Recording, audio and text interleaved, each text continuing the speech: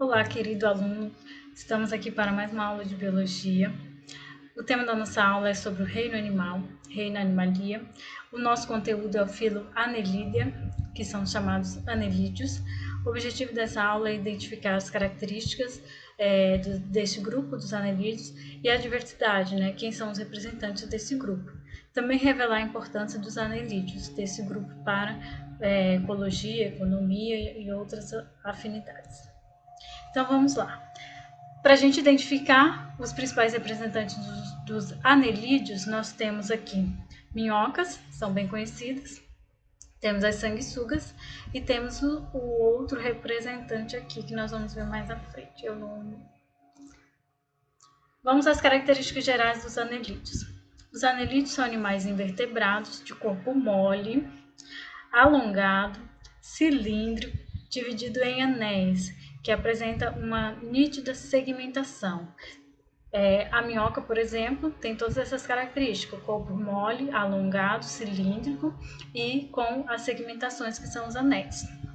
O filo Annelida apresenta cerca de 15 mil espécies e elas são encontradas na água, água doce ou salgada ou no solo úmido. Os principais representantes do grupo Annelida são as minhocas e as sanguessugas. Os anelídeos são animais triblásticos, isso quer dizer que eles apresentam 3 folhetos embrionários, a endoderme, mesoderme e ectoderme. São celomados, apresentam a cavidade celomática. Apresentam também simetria bilateral, isso quer dizer que eles podem ser divididos, o corpo deles pode ser dividido em 2 partes iguais. O corpo dos anelídeos é composto por anéis, que são os metâmeros, então por isso é segmentado, e é revestida por celoma. Eles têm uma película e eles sempre têm um corpo úmido. O corpo deles também é preenchido por um líquido que é chamado de fluido celomático, e nesse líquido, nessa cavidade, é que estão alojadas as vísceras dos animais, os órgãos internos dele. Eles têm ausência de esqueleto, eles não apresentam o esqueleto, e o celoma é que favorece a sustentação e o movimento. Ficou cortado aqui, que favorece então a sustentação e o movimento. Eles não têm o esqueleto, esse líquido é que vai permitir que eles se movimentem. Mais representante, os principais, a sanguessuga e a minhoca, e já nós vamos descobrir o nome desse daqui. Seguimos, vamos ver o sistema digestório dos anelídeos. Os anelídeos, eles apresentam um sistema digestório completo. Lembrem-se desse detalhe. O que é um sistema digestório completo? São os sistemas digestórios que apresentam as 2 aberturas, a boca e o ânus. Os órgãos digestivos, eles aparecem nessa sequência: a boca, o papo, a moela, intestino e ânus. O alimento fica armazenado no papo, inicialmente, depois segue para a moela, onde ele vai ser triturado, depois para o intestino, onde ocorre a absorção dos nutrientes, e aí depois eles vão ser eliminados lá no ânus. O modo de alimentação varia conforme a espécie. Eles podem ser herbívoros ou carnívoros ou hematófagos. É o caso das sanguessugas, se alimentam de sangue. Nessa imagem, a gente, uma vista do sistema digestório deles, apresentam essa cavidade aqui, que é o celoma. Então, eles têm a boca, o papo, boca, a faringe, que é uma ligação entre a boca, apresenta o esôfago, esse canal que leva o alimento até o papo. O alimento vai ser amolecido, depois vai para a moela, onde vai ser triturado. Toda essa extensão aqui comprida, todinha, é o intestino. O alimento então vai percorrendo esse caminho todo aqui e sendo absorvido, os nutrientes vão sendo absorvidos, até terminar lá na pontinha, que é o ânus. Então, a boca, aqui está, é uma cavidade, o papo e a moela são 2, o papo e a moela são umas aberturas maiores, porque o alimento fica alojado ali por um tempo. Depois segue até ser eliminado lá no ânus. Seguimos, vamos agora falar sobre o sistema respiratório. O sistema respiratório dos anelídeos, eles possuem um sistema respiratório fechado, Deixa eu baixar aqui. Sistema circulatório fechado. Isso quer dizer que o sangue corre dentro dos vasos, né, que são os vasos sanguíneos, veias e artérias. O sangue encontra-se a proteína hemoglobina, porém sem hemácias, eles não apresentam as hemácias. Então, eles têm o sangue avermelhado, parecido com o dos vertebrados. O sistema circulatório é composto por 2 vasos, um dorsal e outro ventral, além de um conjunto de vasos contráteis que podem ser comparados aos corações. Aqui, olha só, ele tem o coração, tem esse conjunto de vasos, né? E um sistema circulatório fechado, porque o sangue sai do coração e circula aqui dentro desses vasos, percorre todo o corpo dentro dos vasos. Então, eles têm aqui, ó, essa imagem não está muito clara, mas tem uma rede de capilares que vão se segmentando, ou seja, se espalhando por todo o corpo. Eles vão ter um vaso em cima, que é longitudinal, dorsal, e outro vaso embaixo, que é o ventral. Então, dentro do corpo dele todinho tem esse vaso. E o coração deles é, na verdade, um conjunto de corações laterais. Eles apresentam uma sequência de vários corações interligados, tá? O sistema excretor deles. Esses animais apresentam um par de nefrídeos, que são as estruturas excretoras, por segmento. Então, em cada segmento do corpo, eles vão ter uma estrutura que é responsável pela excreção, os quais são responsáveis pelas excretas do sangue do celoma.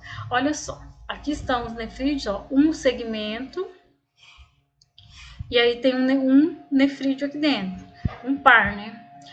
Outro segmento tem outro par de nefrídeo. Nessa imagem aqui tá melhor. Esse é o nefrídeo, ó, toda essa estrutura aqui. O sangue, então, vai percorrer dentro desse estrutura. Parece ter uma semelhança já com o sistema excretor dos vertebrados. O sangue vai percorrer e, nesse percurso, ele vai sendo filtrado e passa por todos os segmentos até ele ser eliminado nas extremidades. A respiração. A pele fina e úmida dos anelídeos permite as trocas gasosas, né, com o ambiente, o que caracteriza a respiração cutânea. Os anelídeos aquáticos apresentam respiração branquial, então eles apresentam essas 2 formas de respiração. O sistema nervoso deles. O sistema nervoso é do tipo ganglionar, como a gente já viu nos moluscos também. É composto por um par de gânglios cerebrais, de onde partem os cordões nervosos ventrais, e ao longo dos cordões partem gânglios em cada anel. Então, cada anel vai ter lá mais um segmento. Então, olha só, aqui tem os gânglios cerebrais na parte anterior. Partem desses gânglios nervos, né, ó, nervos sensitivos e outras formas de nervos, e aí em cada segmento tem um gânglio que vai controlar, né, vai determinar ali as sensações daquele segmento. Então, o corpo dele é segmentado, cada anelzinho vai apresentar um par de gânglios, de onde partem os nervos. Então, aqui, olha, o que a gente pode observar nessa imagem em cima é a forma de respiração. Essa é uma forma de respiração direta, né, cutânea, que o oxigênio, o gás carbônico é liberado diretamente para o ambiente e o oxigênio é capturado. É uma respiração direta, eles não têm estruturas respiratórias assim. Isso no caso é a respiração cutânea. E os aquáticos apresentam a respiração branquial. Agora a reprodução. A reprodução dos anelídeos pode ser de 2 formas, da forma assexuada ou da forma sexuada. Com exceção dos poliquetos, que são dioicos, os demais hermafroditas são monóicos. Os demais anelídeos são monóicos, isso quer dizer hermafroditas. Ou seja, eles produzem os gametas, o mesmo animal produz o gameta masculino e produz o gameta feminino. Só que a autofecundação é bem difícil. Neste caso, eles vão ter, no caso dos monóicos, como a minhoca, existe uma porção do corpo que auxilia na reprodução, que é o clitelo. O clitelo é um anel a mais claro, que libera muco e que ajuda a fixar as 2 minhocas no momento da fecundação. No casulo, que foi liberado, os ovos vão se desenvolver e dar origem a novas minhocas. Então, o que acontece? Mesmo sendo hermafroditas, mesmo produzindo os dois gametas, geralmente ocorre a fecundação. Então, as minhocas se aproximam, ocorre a troca dos gametas. Olha aqui, os espermatozoides saem, estão saindo desse tubo e vai entrar nesse. E olha aqui, esse daqui tem a glândula masculina e feminina, ele produz espermatozoide, produz ovos. Aí ele libera para os ovos para a outra minhoca. Feita a troca, eles se deslocam e aí vai ocorrer a liberação do casulo. Os ovos fecundados ficam nessa região. Quando as minhocas apresentam essa estrutura, que é o clitelo, significa que elas estão em fase de reprodução. Então, esse clitelo vai sendo deslocado para a extremidade até que ele é eliminado no ambiente com os ovos, que depois vão ser liberados. Olha só, o ciclo reprodutivo. Depois que ocorre a cópula, as duas minhocas ocorreu a fecundação, elas se separam e aqui ocorre a formação do casulo. Os ovos fecundados vão ficando aqui dentro. E aí esse casulo vai se deslocando, ele vai indo para a extremidade, e já está fecundado, os ovos espermatozoides estão ali. Depois eles são liberados. Esse casulo é liberado, aqui já estão os ovos fecundados, fica no ambiente que vai ocorrendo o desenvolvimento. Depois as novas minhoquinhas vão nascer. Agora vamos ver a classificação dos anelídeos. Os anelídeos são classificados em 3 grupos, de acordo com a presença ou ausência de cerdas. O primeiro grupo é o grupo dos oligoquetas. Eles apresentam cerdas curtas e com pouca quantidade. São geralmente hermafroditas e são encontrados em ambiente terrestre úmido ou em ambiente aquático. Os exemplos deste grupo são as minhocas, tubifés e o minhocossu. São esses aqui os representantes dos poliquetos. Tem a classe dos oriudíneos ou aquetas, que não apresentam cerdas, eles têm o corpo liso, vivem em ambiente aquático ou terrestre úmido, são geralmente hermafroditas e tem como exemplo principal as sanguessugas. Olha só, elas apresentam os anéis segmentados. As cerdas são pelinhos bem pequenininhos e as sanguessugas não apresentam esses pelos, então elas são bem mais lisas. Se você for passar a mão na minhoca, ela tem uma pele meio áspera. Isso são as cerdas, já as sanguessugas não apresentam. E outro grupo são das poliquetas, que apresentam cerdas evidentes, são esses pelos evidentes. Vivem em ambiente aquático e temos como os exemplos os nereis e tubículas. Aqui está esse daqui que parece uma lacraia, mas não é lacraia. Ele apresenta o corpo segmentado e tem as cerdas, que são esses pelinhos aqui, que aparecem nas extremidades. Agora, vamos à importância dos anelídeos. A importância ecológica e econômica deles. Os anelídeos, eles, além de desempenhar um papel fundamental nas cadeias alimentares, eles são importantes para a fertilização do solo, para a medicina e podem atuar como bioindicadores.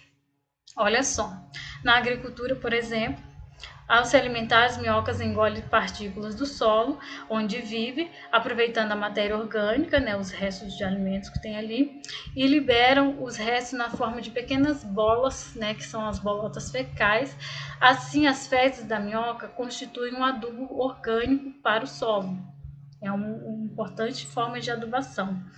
A movimentação das minhocas permite a aeração, que é a entrada de ar e água no solo.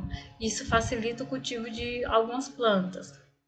As minhocas também são usadas como isca para pescar e também serve de matéria-prima para a produção de ração de animais. Aqui exemplos das minhocas, fazendo seus movimentos no solo. Os anelídeos também podem atuar como bioindicadores, isso, por exemplo, a minhoca vermelha do gênero Tubifes alimenta-se de material em decomposição e detritos do fundo de rios e lagos. Por isso, eles podem ser utilizados como bioindicadores de poluição da água. Se essas minhocas vermelhas começam a aparecer, indica que, a grande quantidade dessas minhocas em rios, lagos, indica que há uma concentração grande de matéria orgânica, proveniente, por exemplo, de esgotos clandestinos ou outras formas de contaminação. Essas minhocas, gente, essas aqui, vermelhinhas aqui, pequenininhas, elas às vezes aparecem dentro dos banheiros, nas casas das pessoas, umas bem fininhas, vermelhinhas. A presença dessas minhocas vai indicar que o banheiro está sujo, que elas sobem pelo esgoto, então vai indicar que elas estão ali porque elas vivem no esgoto e quando elas aparecem, saem no ralo, é porque elas estão encontrando matéria orgânica ali, né, que são resíduos. Na medicina, né, as sanguessugas foram muito utilizadas, né, e são utilizadas como técnica medicinal. Uma técnica bem destacada é a chamada sangria, que consiste na retirada do sangue de pacientes com tratamento de doenças. Então, olha só na imagem aqui, algumas sanguessugas aqui sugando, né, o sangue. Às vezes a pessoa tem um ferimento, esse sangue fica ali concentrado numa determinada região, usa-se as sanguessugas então para tirar esse excesso de sangue. Então é isso, nossa aula sobre anelídeos termina aqui. Obrigado pela atenção de vocês. Aqui mais alguns representantes,